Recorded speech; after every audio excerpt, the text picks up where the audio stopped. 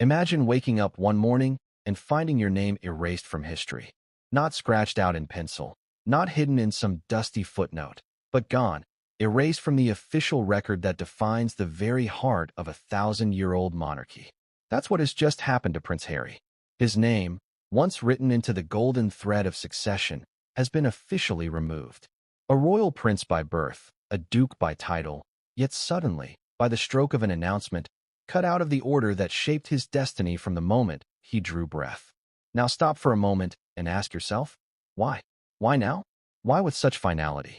The royal family has tolerated scandal, rebellion, even abdications before, but this feels different.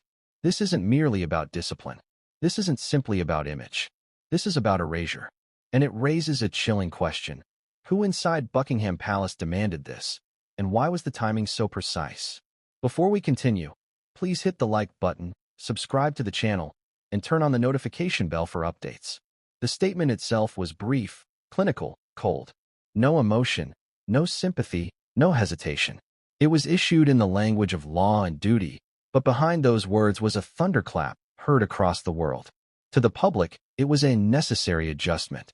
To Harry, it was the symbolic confirmation of exile. Think about that. Your very existence within the family framework formally declared null. No longer the spare. No longer even the possibility of duty. His children? Stripped of the symbolic inheritance they might have carried. The implications are enormous, not just for Harry and Meghan, but for the monarchy's very survival in a time of global scrutiny. Let's not forget, Harry wasn't just any royal. He was the boy who walked behind his mother's coffin, the soldier who served in Afghanistan, the young man once hailed as the monarchy's most relatable face. Millions saw him as the bridge between an ancient institution and a modern, changing world. Yet now, officially and publicly, he's been declared irrelevant. A man who once stood sixth in line to the throne now stands nowhere at all. Can you imagine the sting? Can you imagine the betrayal?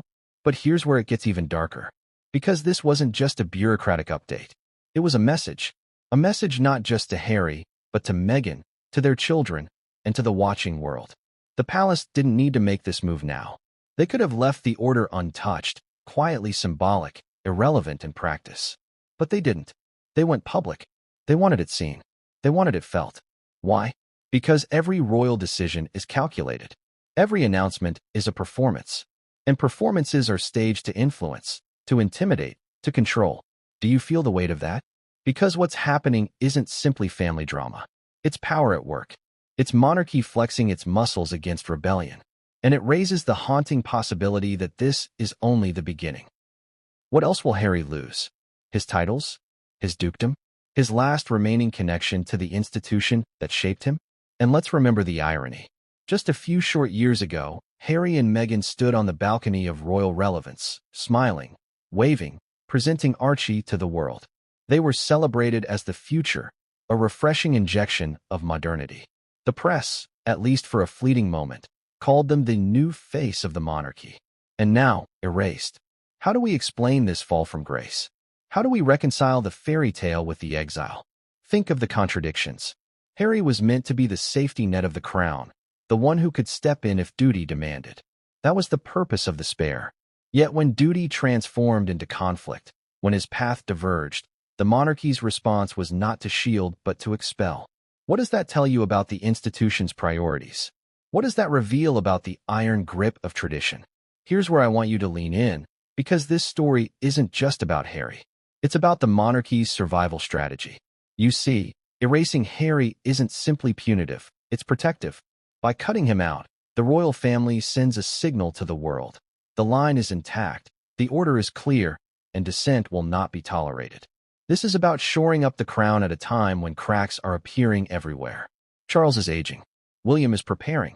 The monarchy is under attack from public opinion, from politics, from whispers of irrelevance. So they close ranks. And Harry? He becomes collateral. But ask yourself this. Does erasure strengthen the monarchy or weaken it? For every royal loyalist cheering the move, there are millions who see cruelty, rejection, betrayal. And betrayal has consequences. Public sympathy can shift. Narratives can change. What if this backfires? What if Harry, instead of being erased, becomes a martyr of the monarchy's cold machine? That's the danger they face. Because Harry, love him or loathe him, has a voice. A loud one. A global one. He has Netflix, memoirs, interviews, cameras at his beck and call. Every slight becomes a story. Every punishment becomes a headline. Did the monarchy calculate that risk? Or did they underestimate just how much attention this removal would attract? Now let's pause. Because you may be wondering, what does this mean for Meghan? For Archie and Lilibet? For William and Kate? For Charles himself? The dominoes of this decision stretch far beyond Harry alone. Meghan, the Duchess who once dared to marry into royalty, now watches as her children's positions are wiped away before they even had a chance to claim them. Archie and Lilibet may never truly understand what was taken from them, but history will remember. And William? His path to the throne just became clearer, sharper, more inevitable. Yet clarity can cut both ways. And what of Charles, the father who signs off on erasing his son's destiny? A father torn between love and legacy, duty and blood. What does this do to his image as king? What does it do to his conscience? You see, this isn't just a royal announcement. It's a Shakespearean drama unfolding in real time. A son cast out. A father forced to choose the crown over his own blood. Brothers divided, perhaps permanently. Children growing up in the shadow of decisions made long before they could speak. And a global audience, watching with bated breath, wondering if the House of Windsor is securing its future or signing its own death warrant. So here's the question I'll leave hanging as we move forward. Was this decision an act of strength or a desperate attempt to silence a rebel prince? Because what came next would change everything, and no one saw it coming. The announcement dropped like a thunderclap, but the aftermath, the words themselves, deserve to be dissected piece by piece. Because when it comes to the monarchy, nothing is ever said without layers.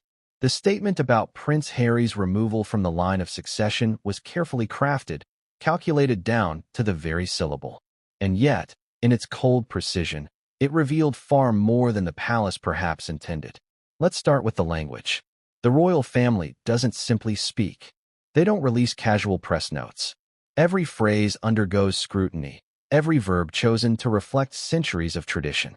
So when the statement described the removal as a necessary adjustment to reflect the current order, it was more than administrative. It was final. It was surgical. That word, necessary, is a dagger. Necessary for what? For stability? For image? For the survival of the monarchy itself? Think about it. The very suggestion implies Harry had become a liability so toxic that his very place in the succession list risked destabilizing the crown. And then, to reflect the current order. Cold, bureaucratic. Not family order. Not royal balance. Just order. As if Harry has ceased to be a human being in their eyes and has become nothing more than an item in a ledger, crossed out, erased, recalibrated. Doesn't that chill you? But here's where it gets fascinating. The statement was brief, yes, but timing is everything. It wasn't released quietly in the dead of night. It wasn't slipped onto a web page unnoticed. No, it was placed deliberately into the media bloodstream when the public's eyes were already on the royals. Some say it was a distraction from another scandal bubbling in the background. Others argue it was meant as a warning shot to Harry himself and to anyone tempted to follow in his footsteps. What do you think? Was it simply business as usual, or was it a chess move in a much larger game? Now, imagine for a moment Harry's reaction. The palace doesn't consult in these matters, they dictate. Was he blindsided? Did he learn about his own erasure from the news, like the rest of us? Or was he informed with a short, curt phone call, stripped of ceremony, stripped of dignity? The palace won't say. And that silence, that refusal to acknowledge his humanity, says everything. The media went into overdrive within minutes. Headlines screamed betrayal. Talk shows dissected the wording like theologians debating scripture. One tabloid painted it as justice served, another as a father's final rejection. But the truth? The truth lies somewhere murkier. Because what is the monarchy if not an image factory, spinning stories for survival? This wasn't just a statement. It was a narrative reset. They wanted to show the world. The line is clear. The rebels are gone. The throne is untouchable. But here's the twist. Buried within the blandness of the announcement was an omission that has tongues wagging across the globe. You see, Harry wasn't the only name at stake here. His children, Archie and Lilibet were never explicitly mentioned. Why? Was that deliberate? Did the palace want to avoid fueling another firestorm? Or is it because deeper changes are already underway, hidden behind palace doors, waiting to erupt at the perfect moment?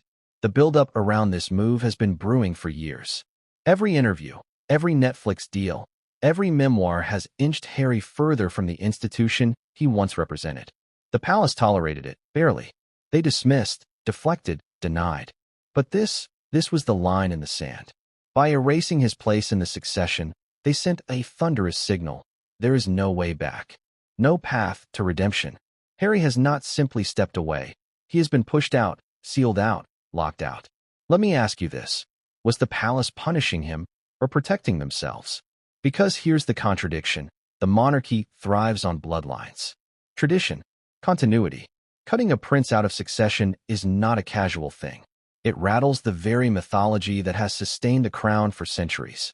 If blood no longer matters, if duty can erase destiny, then what holds the monarchy together? Loyalty? Fear? Image? And this is why the statement has rattled not just Harry's supporters, but even monarchists themselves. Because it suggests a shift, an institution no longer bound by the sacred ties of blood, but by cold calculation. Do you see the danger? By cutting out Harry, the monarchy may have cut into itself. Now, let's talk about reactions inside the palace walls. Courtiers whispered that the queen, had she lived, might never have allowed this. That she saw Harry's role, however diminished, as essential to maintaining the illusion of family unity. Charles, they say, agonized over the choice, but in the end, duty demanded it. William, of course, benefits directly. With Harry gone, the line grows sharper, cleaner, unchallenged. But even William, according to murmurs from insiders, was said to be uneasy. Why? Because family is still family, no matter how fractured. But unease doesn't stop history. Once the ink was dry on that statement, the world shifted. Harry, the rebel prince, was no longer the spare. And in that moment, something broke. Not just for Harry, but for the monarchy itself. Here's where things get unsettling. Because if you think this statement was the end of the story, think again. This was only Act 1. Act 2 begins with what the palace didn't say, what they deliberately kept hidden from the public eye. And trust me, when you uncover that silence, you'll realize this announcement was not just about Harry. It was about something or someone else. But what came next would change everything, and no one saw it coming. The word that echoed loudest after the announcement wasn't removed. It wasn't even succession. It was history. Because this isn't the first time a royal has been stripped, sidelined, or erased. The monarchy has weathered crises before, scandals that threatened its very survival. And each time, it left scars that never fully healed. To understand what just happened to Prince Harry, we have to travel back, decades, even centuries, through the blood-soaked, scandal-drenched archives of royal history. Only then do we see the chilling pattern. Let's begin with the most infamous case, Edward VIII. The king who dared to choose love over duty. In 1936, Edward abdicated the throne to Mary Wallace Simpson, a divorced American woman. Do you notice the echo? Another royal man, another American woman, another challenge to the crown's authority. Edward wasn't erased from the family entirely, but his choice cast him into the wilderness. Stripped of power, denied respect, forced into a kind of gilded exile. For decades, the monarchy worked tirelessly to control the narrative, to bury his story beneath the pomp of George VI and, later, Elizabeth II. Does that sound familiar? But Edward wasn't alone. Princess Margaret, the Queen's beloved sister, fell victim to the same clash of personal desire and institutional duty. She, too, was denied the right to marry the man she loved. And though she wasn't formally removed from the line of succession, she was humiliated, her personal life dissected, her happiness sacrificed for the firm. The pattern repeats. Love versus duty, individuals crushed by the weight of tradition. Now, look closer. Harry's removal feels different, yes, but it is built upon these same historical foundations. The monarchy doesn't forgive rebellion. It doesn't reward independence. It controls. It disciplines. It survives. And when survival demands sacrifice, it does not hesitate. But here's the contradiction. Each time the monarchy acts with such ruthless precision, it pays a price. Edward's abdication plunged Britain into a constitutional crisis. Margaret's heartbreak sparked whispers of cruelty within the palace. And Harry's erasure? It may do more damage than the institution dares to admit. Why? Because unlike Edward, unlike Margaret, Harry lives in a digital world. A world where information spreads like wildfire, where silence is no longer silence. It's a story in itself. The monarchy once thrived on secrecy. Today, secrecy breeds suspicion. The woman the British press once branded both savior and destroyer of the monarchy. How does she process the erasure of her husband's name from the royal order? And more importantly, what role has she played in bringing us all to this exact moment? Because here's the truth. Harry's removal from succession wasn't just about Harry. It was about Meghan. Every decision, every headline, every scandal since 2016 has been filtered through the lens of their relationship. To pretend otherwise is to ignore the storm that has defined modern royal life. Let's rewind. When Meghan entered the picture, the monarchy basked in a glow it hadn't felt in decades. An American actress, biracial, successful, outspoken. For a moment, it looked like the House of Windsor had found its golden ticket into the 21st century. The wedding was a global spectacle, hailed as the union of tradition and modernity. Remember that day? Choirs singing, celebrities mingling with dukes and duchesses, Meghan walking herself halfway down the aisle in a gesture of independence. It was supposed to be the beginning of a new era. And yet, within months, the glow began to crack. Stories leaked. Rumors spread. Meghan was too demanding, too modern, too unwilling to bend. Was it racism? Was it classism? Was it simply an institution rejecting what it couldn't control? Whatever the cause, the narrative shifted from fairy tale to feud almost overnight. And here's where it gets interesting. From the palace's perspective, Meghan wasn't just a problem. She was a symbol. A reminder that love, once again, threatened duty. A reminder of Edward VIII. A reminder of Princess Diana, whose independence shook the monarchy to its core. Meghan, with her global fanbase and willingness to speak out, was a risk they couldn't manage. And the monarchy hates what it cannot manage.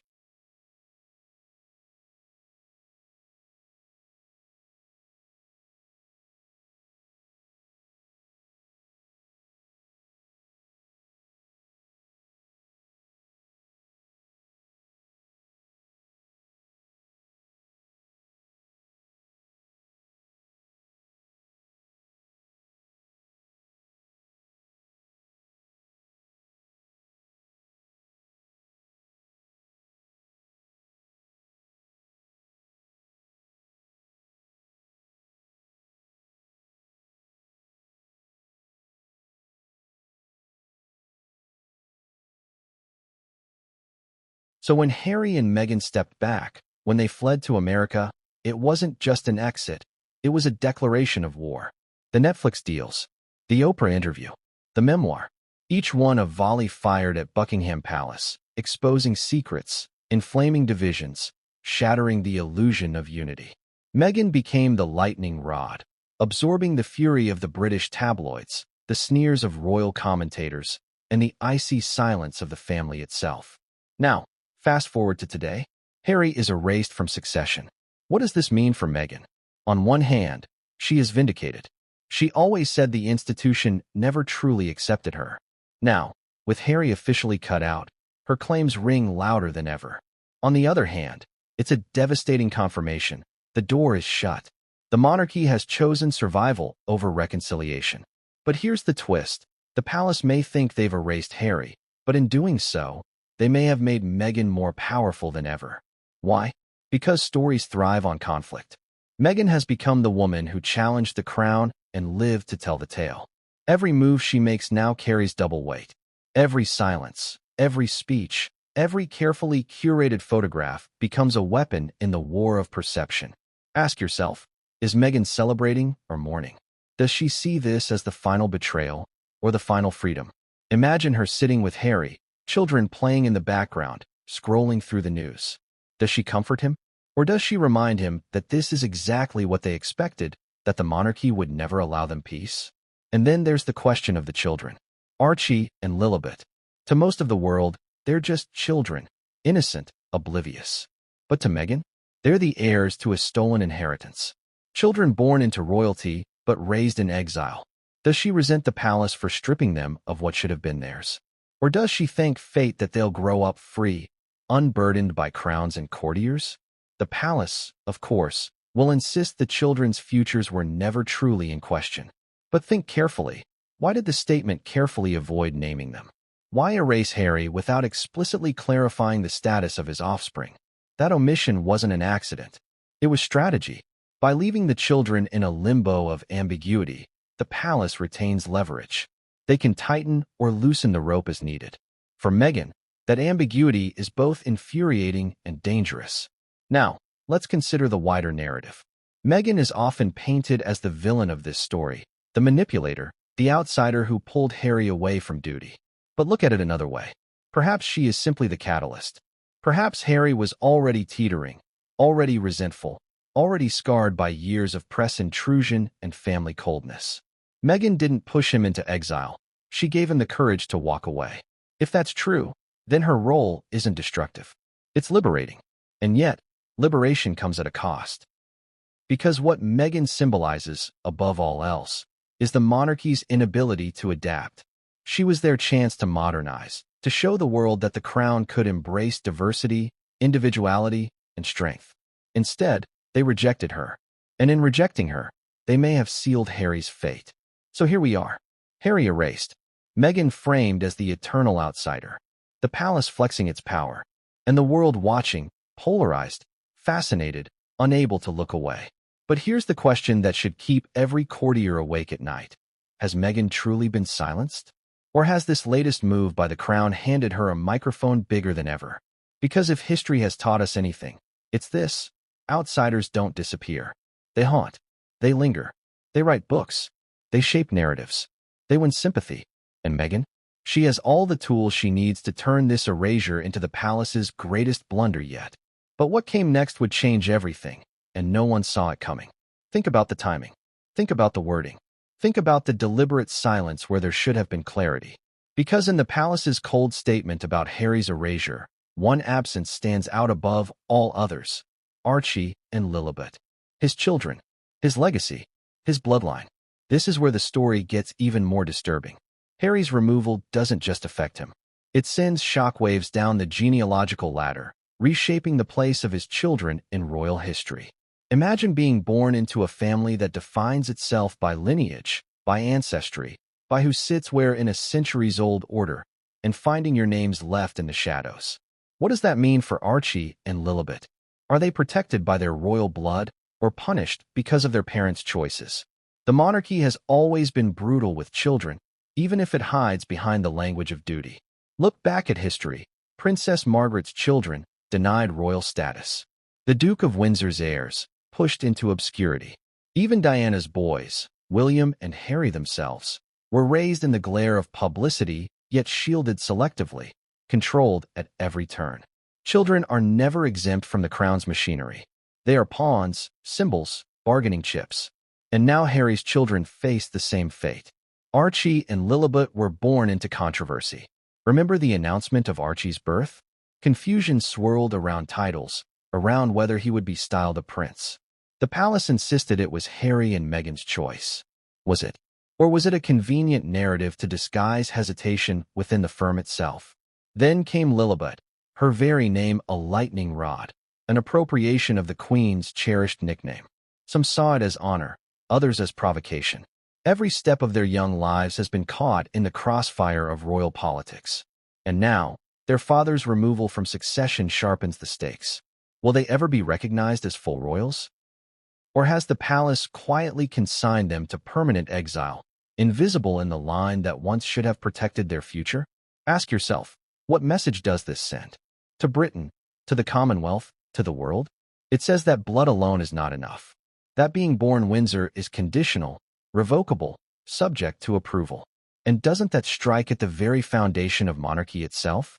Because if a prince's children can be cast into limbo, then what is the crown but a contract, enforced by those who hold the pen? The cruel irony is that William's children, George, Charlotte, and Louis, stand in stark contrast. Their futures are secure, etched in stone. George, the heir. Charlotte, history's potential spare with a growing public role. Louis, the mischievous but adored younger brother. Their images are carefully curated, their places guaranteed. And next to them, Archie and Lilibet, growing up in California, photographed in Christmas cards, their existence acknowledged but never celebrated by the institution that should have embraced them. And here's the chilling part. Palace insiders whisper that this wasn't accidental, that the omission of the children in Harry's removal statement was deliberate. Why? Because the monarchy wants flexibility. They want the option to pull Archie and Lilibet closer or push them further away, depending on what the crown requires in the years to come. It's a lever, a tool, a silent threat. For Meghan, that omission must sting more than anything else. To see her children treated not as heirs, but as bargaining chips in a centuries-old chess game. For Harry, it must cut even deeper. He walked away to protect them, to give them freedom. And yet, freedom has come with a price: erasure. Let's not forget the global implications. In America, Archie and Lilibet are children of celebrity, raised with privilege, detached from the rigid formality of Windsor life. But to millions of royal watchers, they remain symbols of what the monarchy could have been: diverse, modern, inclusive. By sidelining them, the crown may think it has protected its traditions. In reality, it may have alienated an entire generation who once hoped to see a fresher, more progressive monarchy. But history tells us something extraordinary. Children cast aside by the crown have a way of haunting it. Look at Elizabeth I, declared illegitimate, sidelined, yet rising to become one of the most powerful monarchs in history. Look at Princess Diana's legacy, carried not by titles, but by the emotional connection she forged with the public. When you erase a child, you risk creating a myth that grows larger, stronger, untouchable. Could Archie and Lilibet become those myths? Could their very exclusion make them more significant than inclusion ever could? That's the irony the palace may not see. By denying them status, they may have ensured them legend. So here's the question: what is worse? For a child to grow up inside the gilded cage of the monarchy, bound by duty, stripped of freedom, or outside of it, denied recognition, yet free to define themselves on their own terms? Because as the shadow of erasure falls over Harry's children, the world is left wondering, will they grow into obscurity or into symbols of everything the monarchy lost when it chose control over compassion? And that question leads us to the one figure who benefits most from their absence in the line: Prince William. But what came next would change everything, and no one saw it coming. Imagine the scene inside Buckingham Palace the moment the statement went live. Silence in the corridors, courtiers checking their phones, exchanging furtive glances. And somewhere, behind closed doors, one man knowing, perhaps more than anyone else, that this was his quiet victory. Prince William, the heir, the future king, the brother who now stands unchallenged, unshadowed, unopposed. Harry's removal from the line of succession doesn't just erase Harry. It elevates William. It hardens the spotlight on him and his children. It clears away one of the last remnants of a safety net the monarchy once relied upon. And here's the question we have to ask: was William's silence in all of this the sound of loyalty or the sound of satisfaction? Think about it. William and Harry's relationship has been fractured for years. From the day Harry and Meghan stepped back, the brothers have been painted as opposites. William, the dutiful heir, steady, reserved, committed to the institution. Harry, the rebellious spare, emotional, outspoken, critical of the very system that raised him. It's the clash of archetypes. One destined for the throne, one destined to walk away from it. And now, with Harry erased from succession, the narrative has crystallized: William wins. But is it really that simple? Let's rewind to their childhood. William and Harry were once inseparable, bonded by the tragedy of their mother's death. The image of them walking behind Diana's coffin remains seared into global memory. Two boys, side by side, carrying grief in silence. Back then, it was unthinkable that one day they would be estranged so completely. Diana herself believed they would protect each other against the pressures of the crown. And yet here we are. One brother signing off official duties as the next king, the other scrubbed from the line of succession. For William, Harry's removal has obvious benefits. His children, George, Charlotte, Louis, stand more secure than ever. The line is cleaner, the future clearer. There are no distractions, no alternative narratives, no spare who might step in should tragedy strike. But clarity can be dangerous, because with Harry gone, the weight on William's shoulders doubles. Every flaw, every misstep, every scandal falls squarely on him. There is no buffer, no one to take the heat. Does William realize that? Or does he see only the advantage of being rid of his brother's chaos? And here's the irony. Whispers inside the palace suggest William wasn't entirely at ease with how it was done. Some claim he wanted distance from Harry, yes, but not official erasure. Why? Because he knows the optics. He knows the danger of public sympathy shifting toward his brother. William, ever cautious, ever calculating, understands that cruelty, even when dressed as duty, can backfire. Could it be that William, despite his supposed victory, is uneasy with the crown's ruthlessness? Let's not forget Kate, the Princess of Wales. Her position in this is equally intriguing.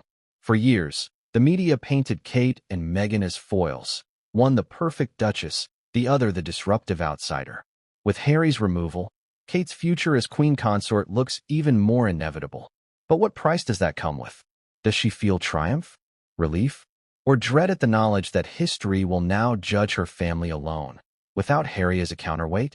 And think about this. William's silence itself speaks volumes. Notice that he hasn't publicly commented. He hasn't issued statements of support for Harry. He hasn't extended an olive branch. Instead, his strategy has been silence, cold, calculated, royal silence. Is that dignity or indifference? Let me ask you directly. Do you think William feels guilt over his brother's erasure? Or do you think he feels justified that Harry chose this path and so deserves the consequences? It's the question that divides not just the palace, but the public. Some see William as the dutiful brother forced to clean up Harry's mess.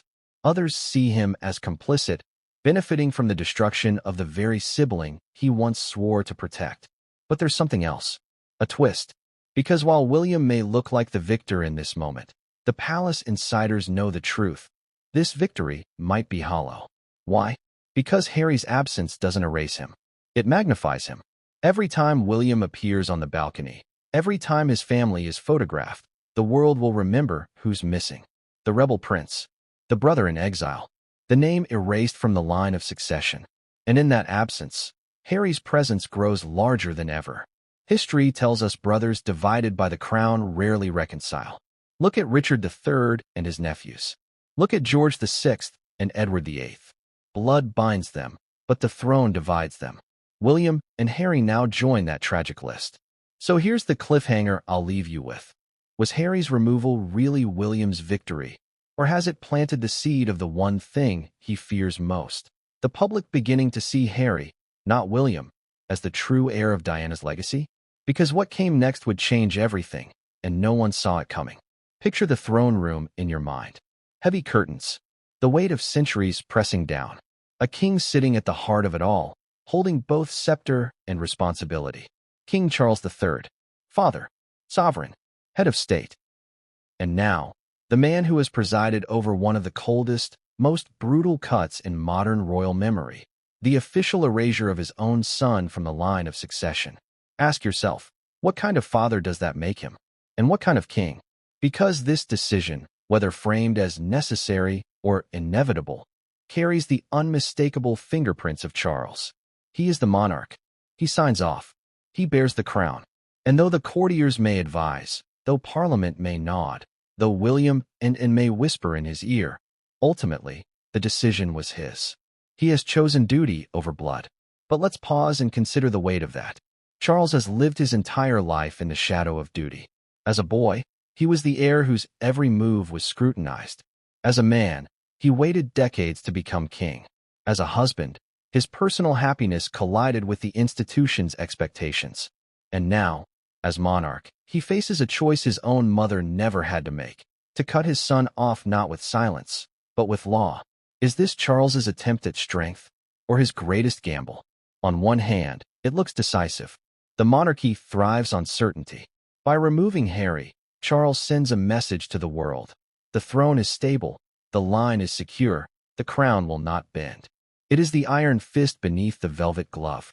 The kind of move that reassures Parliament, reassures the establishment, reassures anyone who fears the monarchy wobbling under scandal. But on the other hand, it is devastatingly personal. This is a father who walked his son down the aisle, who held Harry as a child when Diana was gone, who smiled with him on countless public engagements, who once leaned on Harry's charisma to soften his own stiff image. And now, that same father signs off on an act that erases Harry from the family destiny. How does Charles reconcile the king he must be with the father he once was? Does he even try? Whispers inside the palace paint a complex picture. Some say Charles agonized, pacing his study late into the night, torn between crown and child. Others claim he was more pragmatic, that years of scandal, interviews, and betrayals left him with little choice. That by the time this decision arrived on his desk, his mind was already made up. After all, how many times can a son turn his back on the institution before the institution turns its back on him?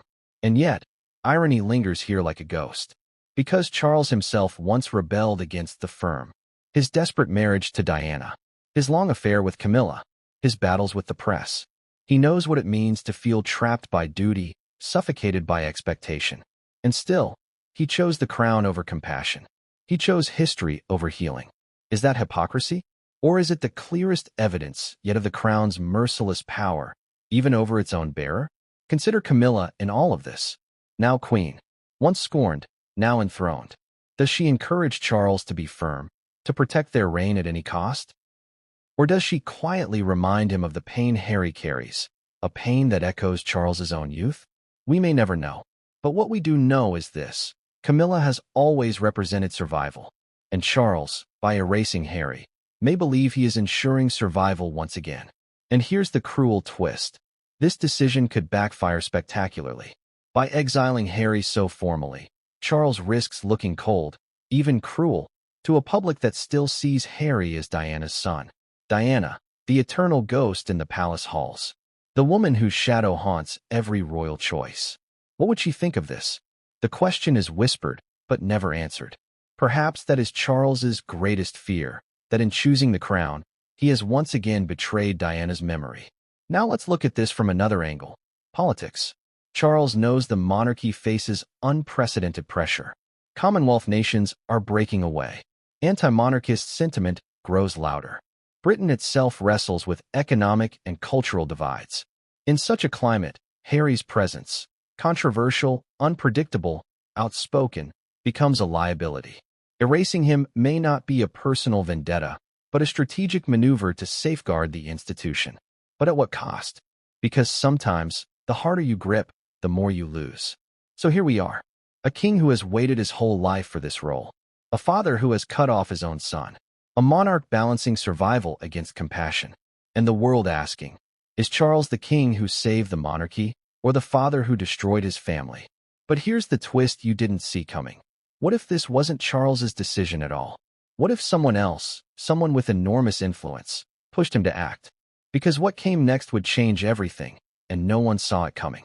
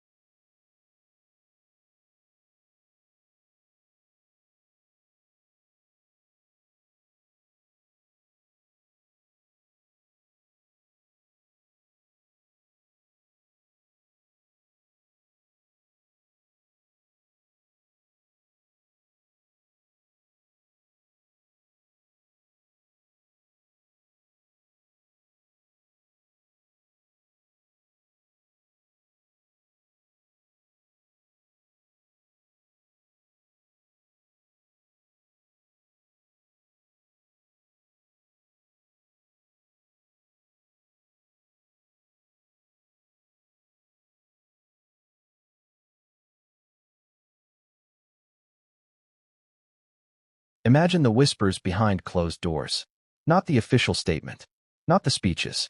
The real conversations, hushed, urgent, decisive. Because while Charles may wear the crown, while William may be heir, there is another figure whose influence cannot be ignored. Princess Anne, the Princess Royal. the monarchy's enforcer. The woman whose loyalty to the firm is legendary, whose no-nonsense approach has made her both feared and respected. Could it be that, and more than anyone else, pushed for Harry's removal? Think about Anne's role in the royal machine. Unlike her brothers, she has never courted scandal. Unlike her nephews, she has never played to the cameras. For decades, she has been called the hardest-working royal, clocking hundreds of engagements each year. Quiet, relentless, dutiful. If Charles is the head of the monarchy and William is its future and is its backbone, and backbones do not bend easily.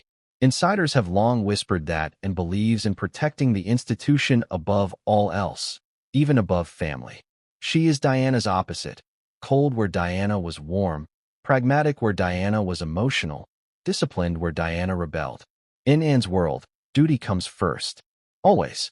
And if Harry has been erased from the line of succession, doesn't it fit in style of decision-making? Clean, final, unsentimental. Picture her in the room with Charles. It must be done. That's the kind of language Anne would use. Not flowery, not dramatic, simple, brutal. She would remind Charles of history, of precedent, of the monarchy's need for order. She would point to Harry's Netflix deals, to his memoir, to his interviews, and ask, can we really leave his name in the order of succession? What message does that send? For Anne, sentiment would have no place. The crown comes first, always. And yet, Anne's role isn't just about the present. It's about protecting the future. She has always been fiercely loyal to William, perhaps more than to Harry. She sees in William the continuation of everything she has worked for, everything she has sacrificed for. Could it be that her push to erase Harry was also a push to protect William's path? To ensure the line from Charles to William to George remains crystal clear, without the distraction of a wayward spare lurking in the margins? But here's where it gets interesting. Anne herself knows what it feels like to be sidelined. As a woman, she was never in serious consideration for the throne, despite being older than her brothers. The rules of succession placed her beneath them, regardless of merit. For decades, she lived in that shadow, working harder, serving longer, yet always denied her rightful place. Perhaps that experience hardened her. Perhaps it made her ruthless. She knows better than anyone that the monarchy cannot afford softness. And if she was denied her chance, why should Harry, the rebel, keep his? Do you see the contradiction? And the overlooked sibling, now shaping the destiny of another overlooked sibling's child. History has a cruel way of repeating itself. Let's also consider public perception. Anne is widely admired in Britain. The public sees her as no-nonsense, practical, the kind of royal who doesn't waste time on glitz. If Charles needed cover for this decision, who better than Anne to provide it? Who better to tell him, and the world, that this was not personal, it was necessary? The palace thrives on figures like Anne, whose reputations shield the harsher realities of royal life. But here's the chilling question. If Anne pushed for Harry's removal, what else does she want? Is this the end of Harry's punishment, or only the beginning? Titles? Dukedoms? Could Anne be the driving force behind a larger strategy to strip Harry, Meghan, and their children of every last connection to the monarchy? And yet, consider this. Anne is also known for her blunt honesty. She despises drama. She avoids spectacle. Could it be that in her mind, this wasn't cruelty at all? Could it be she saw Harry's erasure as an act of mercy, severing ties cleanly, giving him the freedom he claimed he wanted, rather than leaving him in a limbo of half-duties and half-titles? For Anne, clarity is kinder than chaos. But does Harry see it that way? Or does he see his aunt's hand in his erasure as betrayal of the highest order? Because here's the irony. While Anne may think she has protected the monarchy, she may also have opened a rift that can never be healed. A rift that will define the Windsor family for generations. And that leads us to the next battlefield, the war not within the palace walls, but out in the open arena of public opinion. Because what came next would change everything, and no one saw it coming. The statement was one thing. The whispers inside the palace were another. But outside those gates, on the streets, on television screens, across the buzzing hive of social media, the reaction was immediate, furious, divided. Because when the royal family moves against one of its own, the world doesn't just watch. It takes sides. And the erasure of Prince Harry from the line of succession ignited a storm of opinion that showed just how fragile the monarchy's public image really is. Let's start in Britain.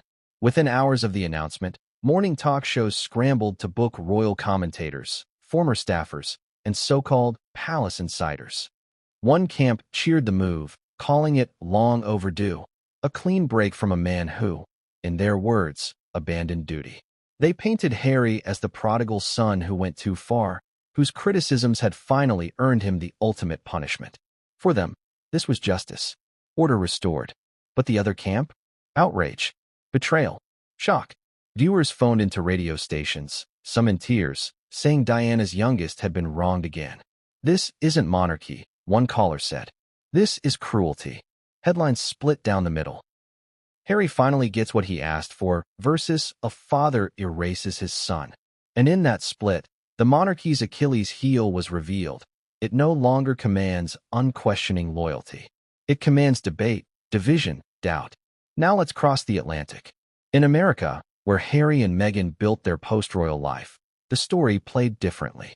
Major networks framed it as a family feud gone nuclear. Talk show hosts questioned what this meant for Archie and Lilibet, and whether the monarchy was punishing children for the sins of their parents. Hashtags like #StandWithHarry and #RoyalErasure trended.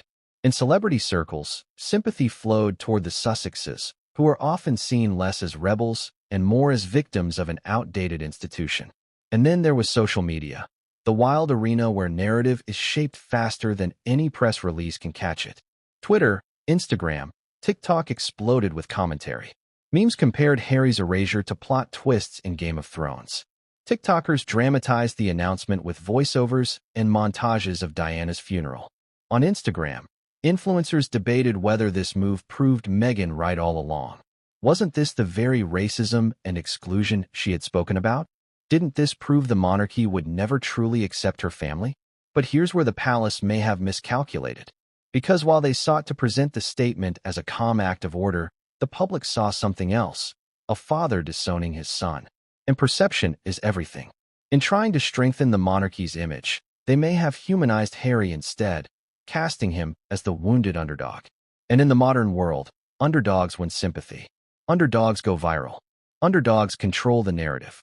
Polls began to shift. In the UK, monarchists rallied behind William and Charles, but among younger generations, support for the monarchy dipped.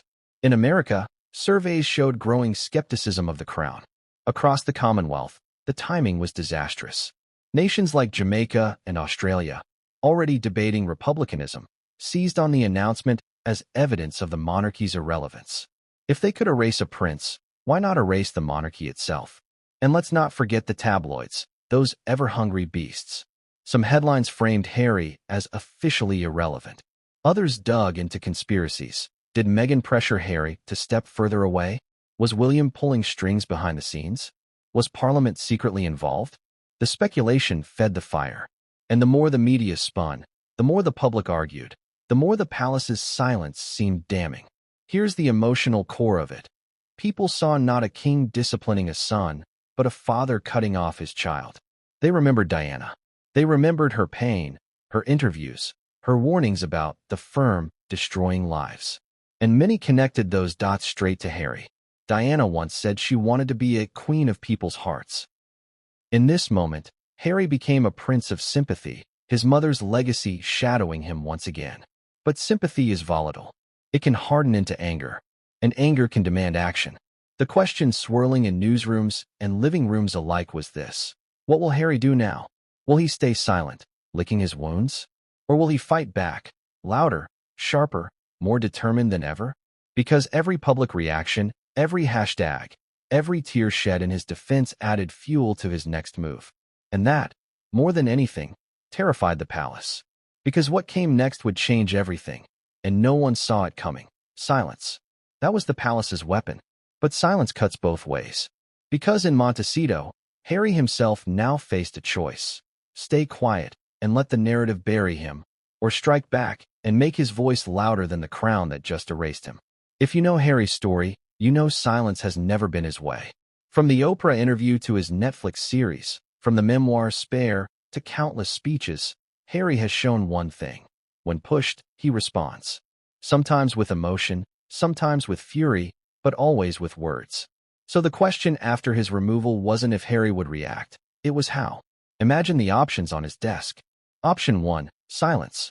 A dignified shrug, a refusal to engage, a subtle suggestion that the crown means nothing to him anymore. But would that really be Harry? Or would silence be read as defeat, as compliance? Option 2, the statement. A carefully crafted press release, dripping with wounded dignity, appealing to the public's sympathy.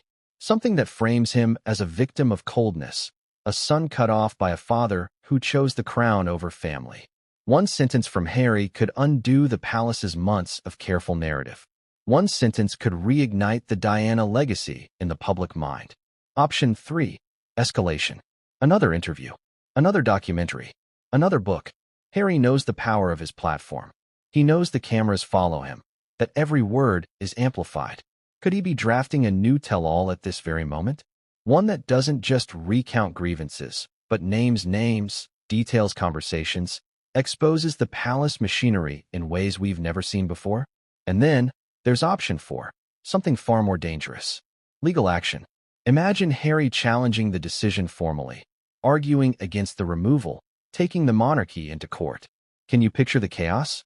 A prince suing his own father's institution, dragging ancient traditions into the 21st century legal arena.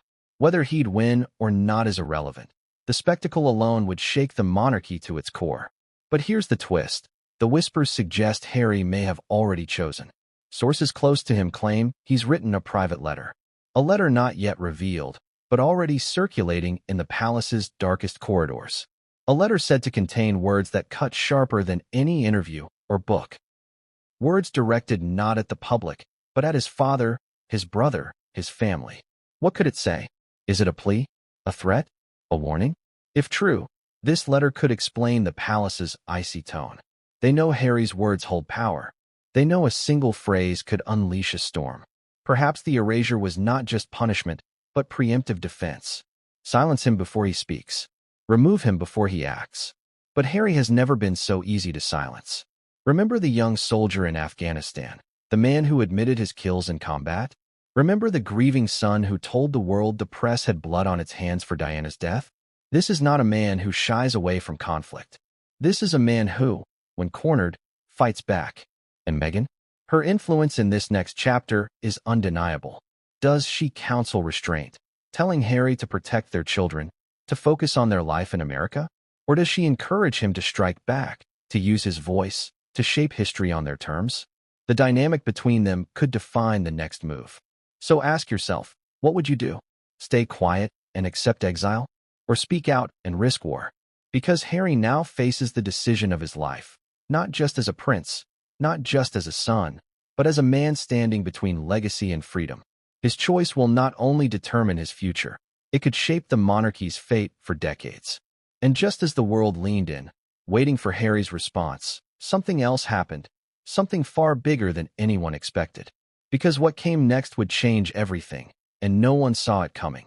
The palace thought the fire would stay contained within Britain. They were wrong.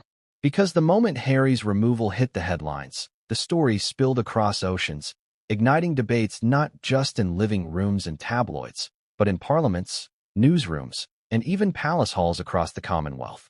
Suddenly, this wasn't just about Harry. It was about the very legitimacy of the monarchy itself. Australia was first to erupt. The country has long flirted with republicanism, but Harry's erasure gave the debate new fuel.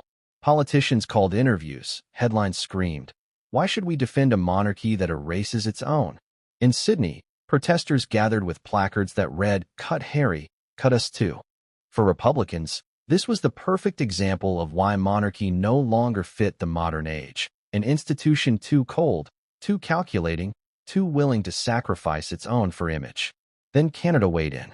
In Toronto and Ottawa, the press debated whether the monarchy's cold treatment of Diana's son symbolized everything Canadians have grown weary of, a distant, outdated institution with little regard for human compassion. Commentators asked bluntly, if the monarchy can erase Harry, why should Canada continue to recognize it at all? And in the Caribbean, where calls for independence had already been growing, the announcement landed like a hammer. In Jamaica, in Barbados, in Antigua, voices rose louder than ever. If the crown cannot honor its own blood, how can it honor ours? The symbolism was too powerful to ignore. Harry, once celebrated as Diana's boy, the people's prince, was now cast aside. If the monarchy can abandon him, it can abandon anyone. Even in Africa, where Charles and William had hoped to preserve ties, the narrative shifted. Harry, who had once spoken passionately about his love for the continent, was seen by many as more connected, more genuine, than the stiff institution that rejected him. By erasing Harry, the crown risked erasing what little affection remained in places where anti-monarchy sentiment had been quietly simmering for years. And let's not forget the United States. Late-night hosts turned the decision into biting comedy. One quipped, "Imagine being fired from a job you already quit 3 years ago." The American press framed it as yet another example of cold, outdated British tradition clashing with modern family values. Meghan and Harry, once criticized, were suddenly rebranded in the U.S. as victims of a merciless machine. The palace, of course, remained silent. But silence abroad reads like arrogance, and arrogance breeds rebellion. Behind the doors of Westminster, MPs were forced to confront an uncomfortable truth. Had the monarchy, in its attempt to secure itself, actually destabilized itself across the Commonwealth? The irony is rich. By cutting Harry out, the crown wanted to project strength. Instead, it exposed weakness. It reminded the world that the monarchy is not eternal, not inevitable, but fragile.